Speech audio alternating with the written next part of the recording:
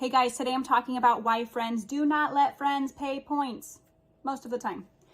Quick thing, a point, a discount point, origination fee, pretty much all fancy mortgage lingo for the same thing.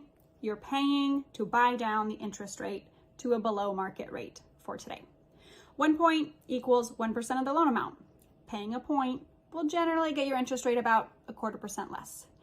And that's why I don't love points. You get too little bang for your buck, right?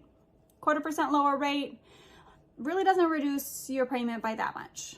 So let's say your loan is $500,000. You shell out $5K to get your rate 1/4% less. You are only saving $80 per month. I kind of feel like you could keep that cash for some other uses. You could throw it in a high yield savings. You could buy a couch so you're not awkwardly sitting on the floor in your new home. You could throw it in an emergency fund. You could buy this cursed vintage fox velvet cat pin.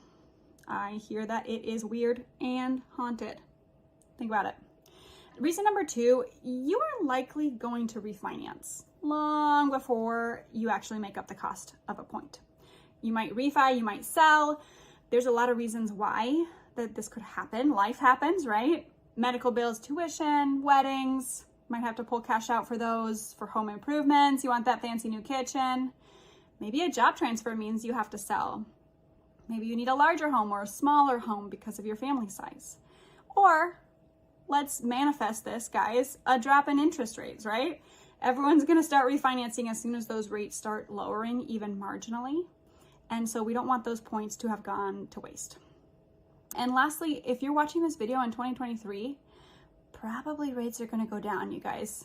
We're all guessing, of course, but all the signs are pointing that direction. And I have another video going through those reasons. So if you want to talk points, fees, anything mortgage related, we got you. Call JVM. Thanks for watching.